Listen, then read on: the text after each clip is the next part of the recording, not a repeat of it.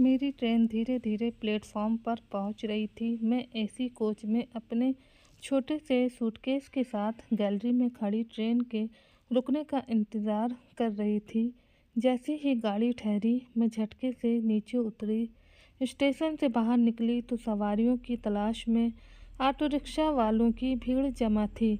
शहर में अनजान सी लग रही अकेली जवान लड़की को देखकर 10-12 ऑटो रिक्शा वालों ने मुझे घेर लिया और अपने अपने लहजे में पूछने लगे, बहन जी कहाँ चलोगी? मैडम किधर को जाना है? मैं खामोशी से खड़ी रही, सिर्फ कहीं न जाने का गर्दन हिलाकर इशारा करती रही। कुछ ही देर में भीड़ छट सी गई। मैं अपनी सुराहीदार गर्दन को इधर उधर घुमाकर देखा।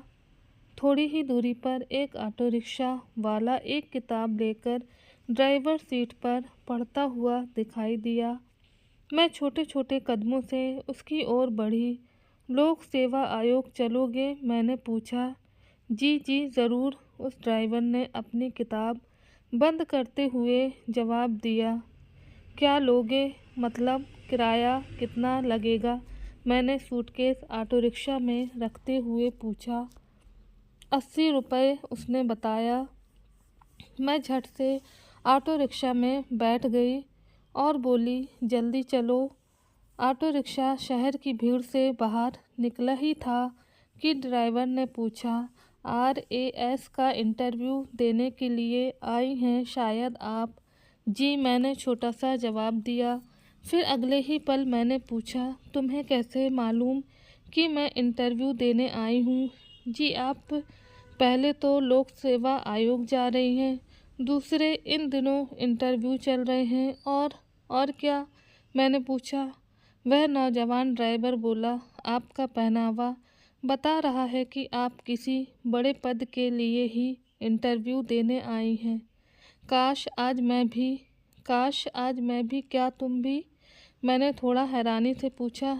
जी मैडम, मैंने भी मेन एग्ज़ाम दिया था, सिर्फ 2 नंबरों से रह गया। उसने उदास मन से ऑटो रिक्शा को लोक सेवा आयोग की तरफ घुमाते हुए कहा।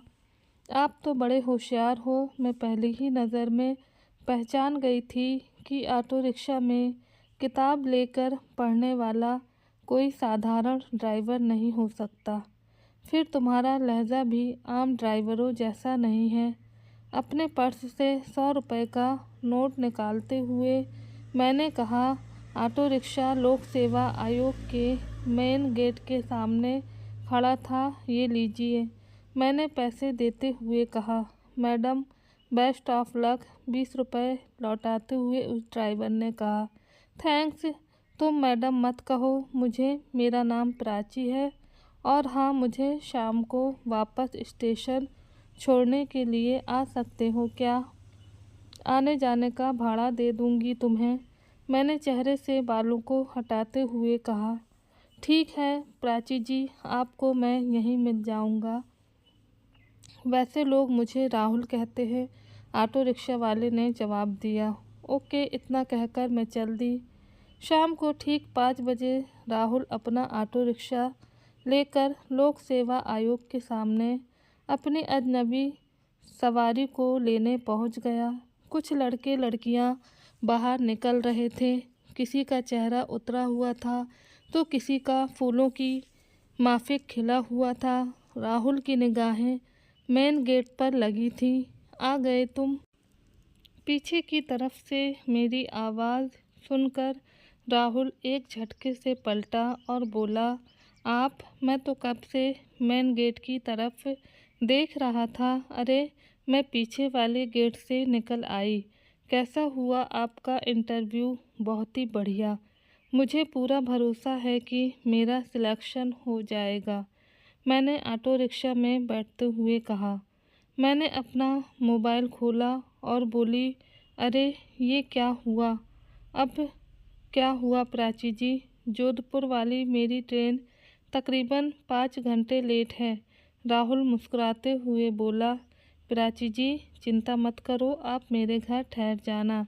मेरा भी घर जाने का समय हो गया है और फिर रात को मुझे ऑटो रिक्शा चलाने के लिए स्टेशन ही आना है। अरे नहीं, आपको बेवजह तकलीफ़ होगी। मैंने कहा, कैसी तकलीफ़? इस बहाने भविष्य के एक प्रशासनिक अधिकारी की सेवा करने का हमें भी मौका मिल जाएगा। राहुल ने हंसते हुए कहा। मेरे पास अब मना करने का कोई ठोस बहाना नहीं रह गया था। घर पहुंचकर राहुल अपनी माँ से बोला, माँ देखो कौन आया है हमारी झोपड़ी में। राहुल ने अपनी माँ से मुझको मिलवाते हुए कहा। बूढ़ी माँ ने पहले तो पहचानने की कोशिश की, पर अगले ही पल वह बोली, बेटी मैंने तुम्हें नहीं पहचाना। अरे पहचानोगी भी नहीं, ये प्राची जी हैं। राहुल ने सारी कहानी बता दी। 3-4 घंटे में ही मैं राहुल के परिवार से घुल मिल गई। राहुल गरीब जरूर था, लेकिन होशियार बहुत था।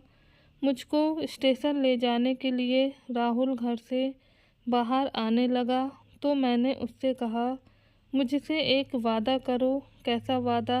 राहुल एक पल के लिए ठहर सा गया।